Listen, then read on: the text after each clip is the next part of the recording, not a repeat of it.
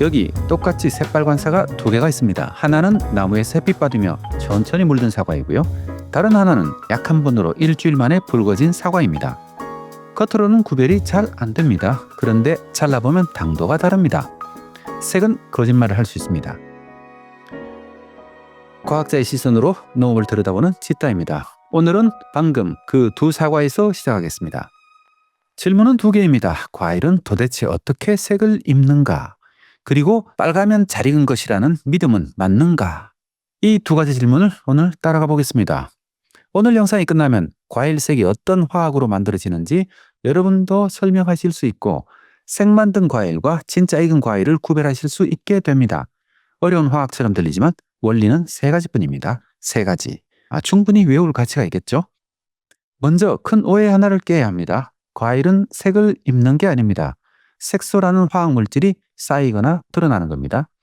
색이란 결국 빛의 장난이라고 할 수 있겠죠. 그래서 색소가 무엇이냐에 따라 가지고 과일 색이 정해집니다. 이건 너무나 당연한 얘기죠. 과일 색을 만드는 색소는 크게 세 가지 계열이 있습니다. 첫 번째는 엽록소입니다. 초록색이죠. 붉은빛과 푸른빛을 빨아들이고 초록색을 반사합니다. 덜 익은 과일이 다 초록인 이유이고요. 과학적으로 약간 더 깊이 들어가면은 엽록소 한가운데에는 마그네슘이 들어있습니다. 색이란 결국 이런 분자 하나하나의 성질입니다. 둘째, 카로티노이드, 노랑, 주황, 그리고 빨강의 일부를 나타내는 색입니다. 당근, 감귤, 토마토의 붉은색이 여기에 속합니다. 기름에 녹는 색소라 가지고 카로티노이드는 세포의 특정 소기관, 색소체라고 불리는 소기관에 저장됩니다. 사람 몸에서는 비타민 A의 재료가 되기도 하고요. 세 번째는 안토시아닌, 빨강색이나 보라색, 파랑색의 재료가 되는 색입니다. 사과, 포도, 딸기, 블루베리의 색을 나타내는데 가장 중요한 색소입니다. 물에 녹는 색소라서 세포 속에는 물주머니, 액포에 담겨 있습니다. 중요한 건 이 셋이 만들어지는 방식이 전혀 다르다는 겁니다. 그러니까 녹색과 황색, 빨간색이 만들어지는 메커니즘이 다르다 이렇게 말씀드릴 수 있는 거죠. 중요한 건 이 세 가지 색소가 만들어내는 색이 전혀 다른 방식으로 작동한다는 겁니다. 엽록소는 분해되면서 사라지고요. 카로티노이드는 가려져 있다가 드러납니다. 안토시아닌은 당을 재료로 해가지고 새롭게 합성됩니다. 이 세 가지 동사, 사라진다, 드러난다, 만든다. 이걸 알면 과일색의 거의 전부가 설명됩니다. 그런데 더 근본적인 질문이 있습니다. 과일은 왜 익으면서 색을 바꿀까요? 이유는 의외로 단순합니다. 이제는 먹어도 된다는 신호이기 때문입니다. 씨앗이 다 여물면은 과일은 색을 바꿔가지고 동물을 부르고 동물은 과일을 먹고 씨앗을 멀리 퍼뜨립니다. 화려한 광고판인 거죠. 그러니 색이 거짓이면 광고가 거짓인 겁니다. 사과나 포도가 붉어지는 안토시아닌부터 한번 살펴보겠습니다. 붉은색을 나타내는 안토시아닌이 만들어지는 출발 재료는 놀랍게도 당입니다.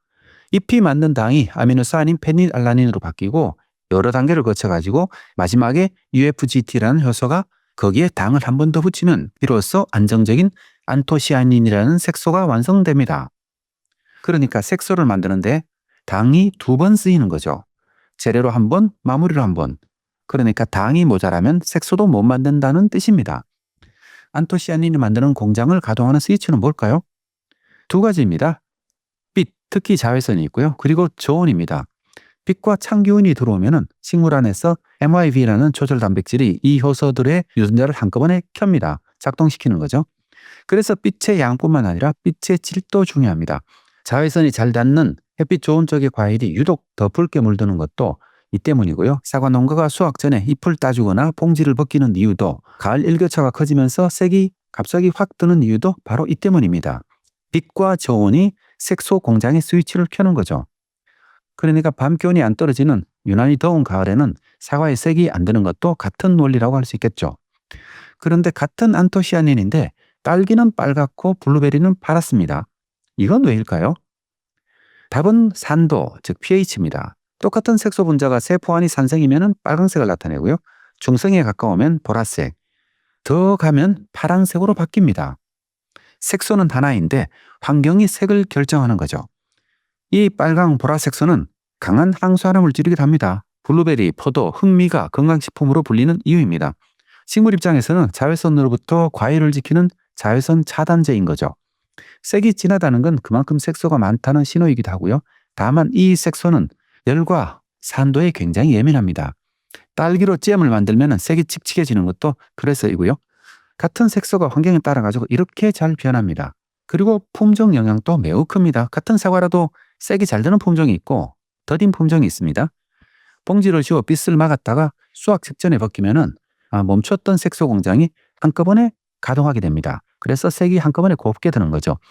저도 오랫동안 빨가면 잘 익은 거라고 믿었습니다. 그런데 화학을 따라가다 보면 꼭 그렇지만 또 않다는 걸 발견하게 됩니다. 색소를 만드는 공장과 당을 모으는 공장은 다른 라인입니다. 빛과 저온만 충분하면 당이 적어도 색은 들 수 있습니다. 반대로 속은 달아도 빛을 못 받으면 색이 안 드는 경우도 있습니다. 색과 맛은 같이 가는 경향은 있지만 하나로 묶여 있지는 않습니다. 감귤이나 바나나를 한번 떠올려 보시기 바랍니다. 처음엔 초록색이다가 익으면 노래집니다. 이때 노란 색소가 새로 칠해지는 건 아니거든요. 노란색을 나타내는 카로티노이드는 처음부터 그 안에 들어있었습니다. 다만 진한 초록 엽록소 때문에 가려져 있었죠. 그래서 과일이 익으면 엽록소가 효소에 분해돼 가지고 사라지거든요. 그때 그 아래에 숨어있던 노란색하고 주황색이 드러납니다. 나무가 단풍이 드는 것도 비슷한 원리입니다. 나무는 새롭게 영양소를 가지고 색소를 만드는 게 아니고요. 초록색이 있잖아요. 초록색 커튼을 걷어내는 거죠. 재밌는 건 이 커튼이 다시 쳐질 수도 있다는 겁니다.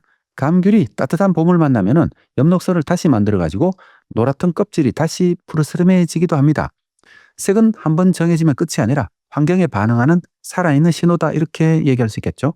카로티노이드는 종류가 여러 개가 있습니다. 당근 속에는 베타카로틴이 있고요. 옥수수 시금치에는 루테인이 들어있습니다.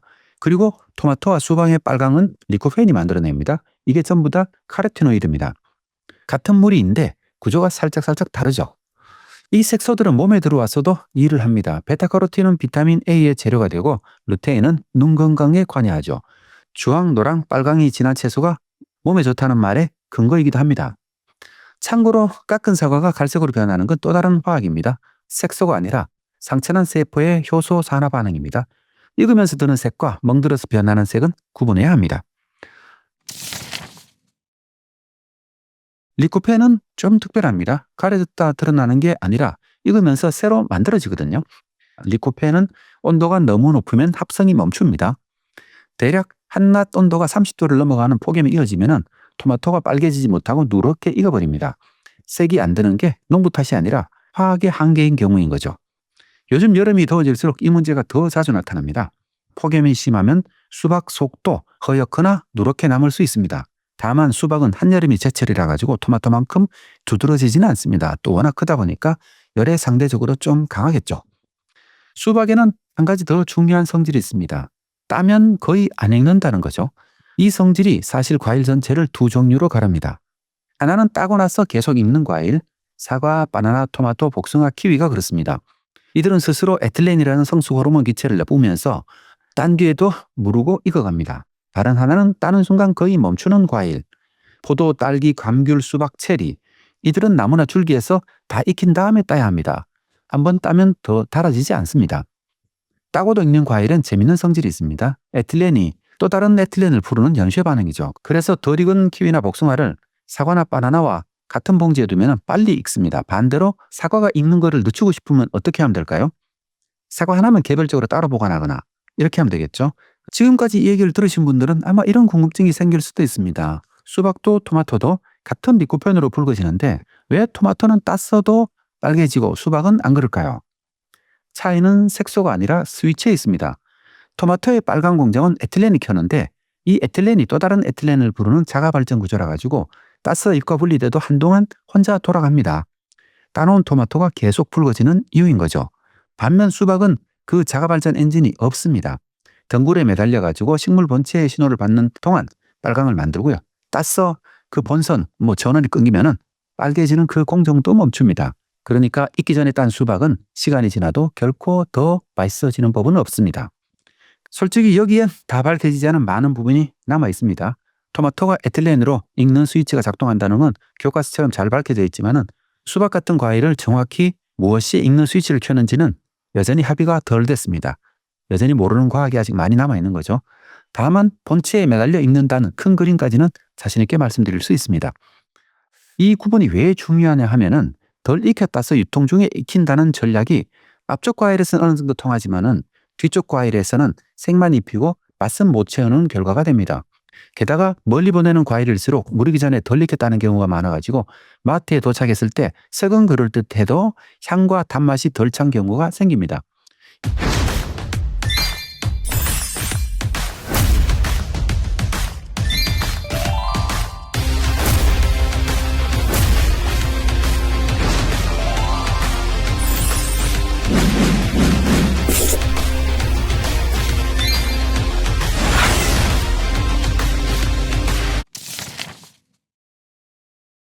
이번에는 시중의 착색 처방들을 화학으로 한번 따져보겠습니다.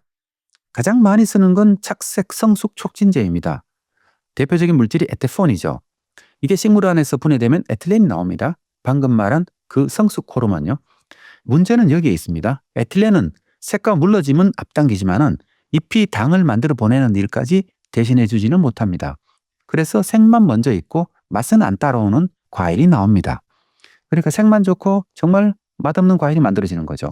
도입부의 그 두 번째 사과가 바로 이겁니다. 착색제, 칼슘제, 영양제로 색을 입힌다는 과일도 대개 같은 함정에 있습니다. 예를 들어 칼슘은 색소를 만드는 물질이 아닙니다. 과일을 단단하고 매끈하게 오래가게 할 뿐이죠. 그런데 과일이 건강해 보이니까 색도 좋아졌다고 착각하기 쉽습니다. 게다가 칼슘은 더 준다고 과일에 닿지도 않습니다. 생산이 활발한 잎으로만 쏠리거든요.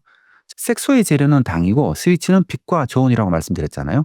그 본질을 안 건드리고 색만 당기려고 하니까 한계가 분명한 것도 있습니다. 정리하면 영양제는 둘로 갈라집니다. 결핍을 메우는 것만 효과가 있고 당도 색을 입힌다는 것들은 대부분 거품이다 이렇게 말할 수도 있겠죠. 빛과 저온이라는 진짜 스위치를 쓰는 방법도 있습니다. 그래서 이제 해발 한 300m쯤 되는 청송에서 나는 청송사과가 유명합니다.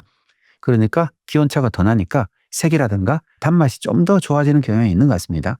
그래서 제가 먹어본 가장 맛있는 사과는 청선에서 나는 사과더라고요. 한 700m쯤 지역에서 나는 사과요. 정말 맛있습니다. 특정한 사과 브랜드는 이걸 시스템으로 만들기도 합니다. 호주의 핑클레이디 사과는 색 기준표로 등급을 나눕니다. 색을 약으로 입히는 게 아니라 기준으로 관리하는 거죠.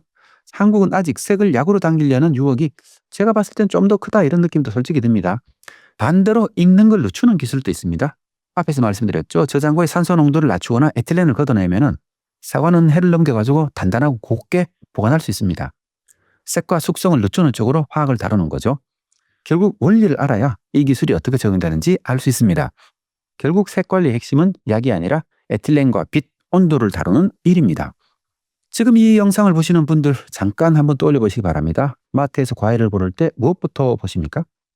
10중 8구는 색입니다. 그런데 오늘 보셨듯이 색은 절반의 정보입니다. 딸기는 꼭지 주변까지 고르게 붉은지, 수박은 색보다는 바닥에 좀 노란 자국하고 두드리는 소리, 이게 중요하고요. 감귤은 짙은 주황보다는 손에 쥐었을 때 무게가 훨씬 더 중요한 품질의 지표가 될 수 있습니다. 색은 결과이지 보증서가 아닙니다. 오늘 내용이 조금 복잡하긴 했었죠. 그렇지만은 과일을 이해하는데 많은 도움이 됐을 거로 생각합니다. 과학으로 농업을 이야기하는 지타였습니다. 고맙습니다. 2026년 농식품 테크 스타트업 창업 박람회가 7월 15일부터 17일까지 사흘간 코엑스 3층 10월에서 열립니다.